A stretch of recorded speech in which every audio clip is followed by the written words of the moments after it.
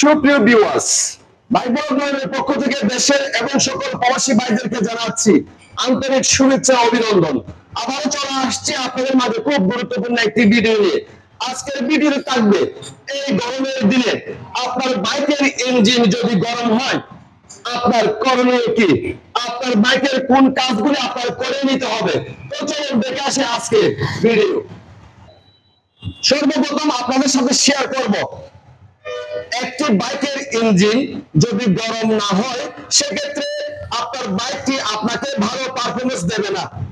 ভালো পারফরমেন্স পেতে হলে অবশ্যই আপনার বাইকের ইঞ্জিন গরম হতে হবে। এখন অনেকে বলে বাইক রাইড করার সময় পায়ের মধ্যে গরম লাগে এবং এবং বাইকার যারা বাইক রাইড করে তারা বলে যে বাইকের ইঞ্জিন অতিরিক্ত গরম হয়ে যাচ্ছে। আসলে কি আপনার বাইকের ইঞ্জিন অতিরিক্ত গরম হচ্ছে? কারণ বর্তমান আমাদের তাপমাত্রা প্রচুর পরিমাণে গরম। তাপমাত্রা প্রচুর পরিমাণে গরম হওয়ার কারণে বাইক রাইড করার সময় আমাদের মনে হয় বাইকের ইঞ্জিন অতিরিক্ত হিট হয়ে যাচ্ছে। আপনার বাইকের ইঞ্জিন অতিরিক্ত হিট হচ্ছে বুঝতে পারলাম। এখন কথা হচ্ছে আসলে কি আপনার বাইকের ইঞ্জিন অতিরিক্ত হিট হচ্ছে?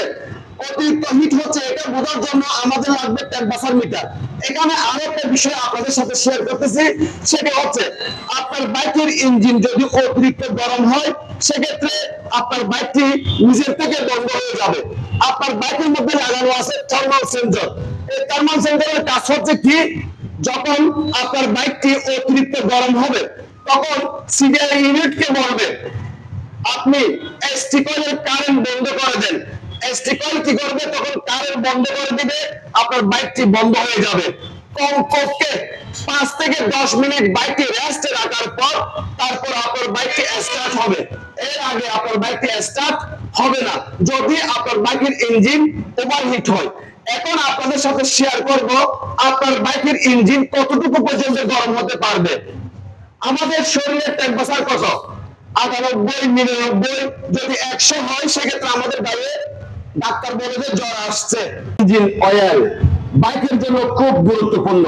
আমাদের শরীরের রক্ত যেমন আমাদের শরীরের জন্য খুব গুরুত্বপূর্ণ, রক্ত ছাড়া যেমন আমরা চলতে পারবো না, রক্ত খারাপ হলে আমরা আর বাঁচতে পারি না, সেরকম বাইকের ইঞ্জিন অয়েল 1 নাম্বার হতে হবে। যদি আপনার বাইকের ইঞ্জিন অয়েল যদি 2 নাম্বার হয় সেক্ষেত্রে আপনার বাইকের ইঞ্জিনে 12টা বাজবে এবং আপনার বাইকের ইঞ্জিন ওভারহিট হবে। আপনি বাইক চালিয়ে শান্তি পাবেন না, আপনার বাইকের ইঞ্জিনে কাজ চলে আসবে। সাবধান হন এখনই। আপনার নিকটস্থ এলাকার মধ্যে যদি বাজাজের সার্ভিস সেন্টার থাকে অবশ্যই আপনি সার্ভিস সেন্টার থেকে ইঞ্জিন অয়েল ক্রয় করবেন। সেক্ষেত্রে 1 নাম্বার ইঞ্জিন অয়েল পাবেন, আপনার বাইকের ইঞ্জিন দীর্ঘদিন ভালো থাকবে।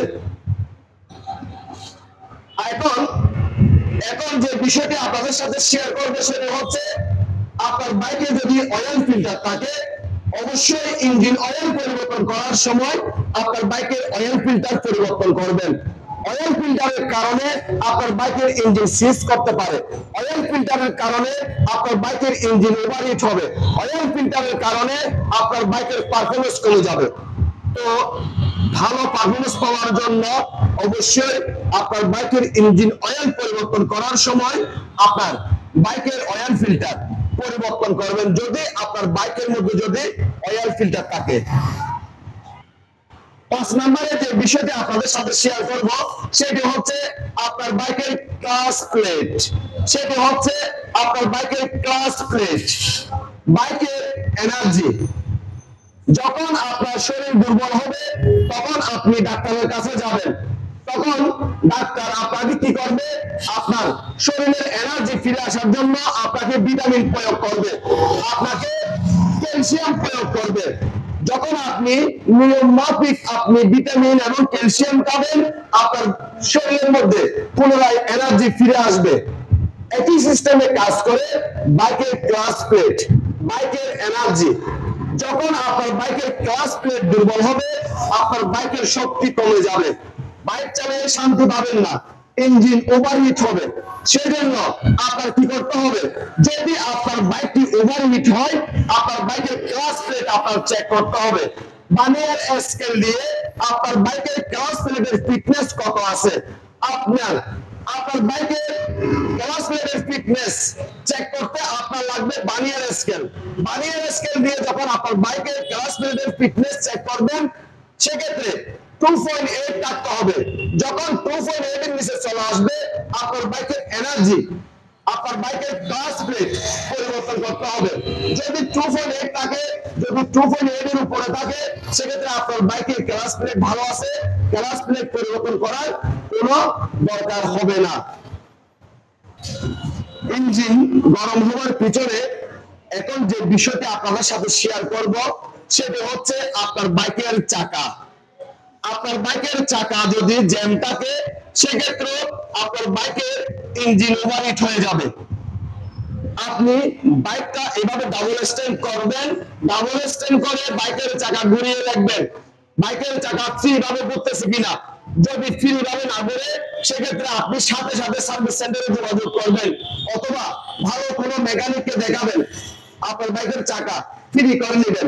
চাকা যদি জ্যাম থাকে, আপনার বাইকের ইঞ্জিনের 12টা বাজবে, আপনার বাইকের ইঞ্জিনের ক্ষতি হবে এবং আপনার পকেটের টাকা খরচ হবে।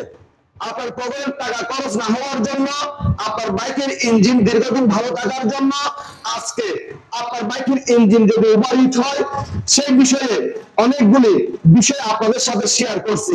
আপনাদের যদি আমার আজকে এই ভিডিও যদি ভালো লেগে থাকে, লাইক করবেন, কমেন্ট করবেন এবং বেশি বেশি করে শেয়ার করবেন। আর আমাদের ছোট্ট পরিবারটি সামনের দিকে এগিয়ে যাওয়ার জন্য সুযোগ করে দিবেন। সবাইকে অনেক অনেক ধন্যবাদ জানিয়ে আজকের মতো বিদায় নিলাম।